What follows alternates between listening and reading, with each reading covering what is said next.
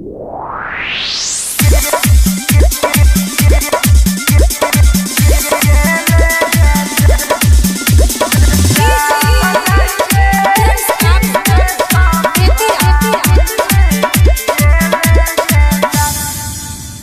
भ गेलै हमारा दोसरे से शादी। फोन करिहे नहीं सुन करे जा आज के बादी।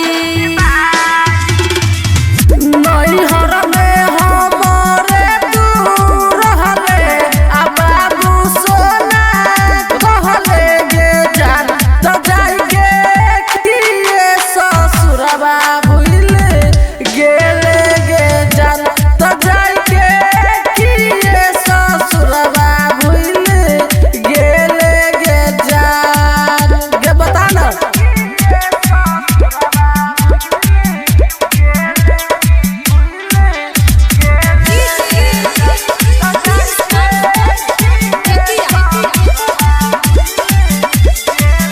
जहिया सो गेले गोरी छोरी का तू भोरे भोरे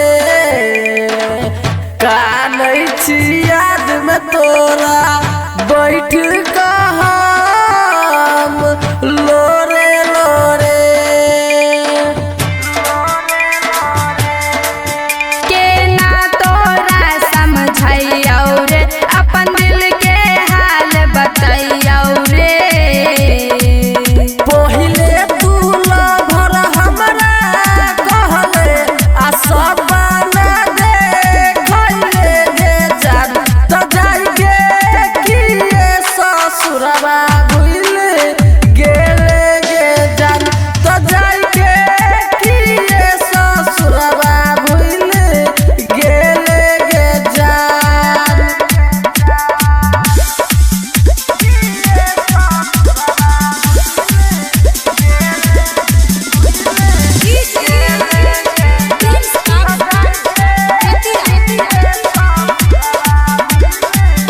के ना बतैयौ तोरा बिना गे जान काटै छियौ हम। देखी देखी फोटो तोहर छाती सँ हम सटै छियौ हम। कुमार रविंदर बुझ बात रे मिले नहीं पैबौ आब रे।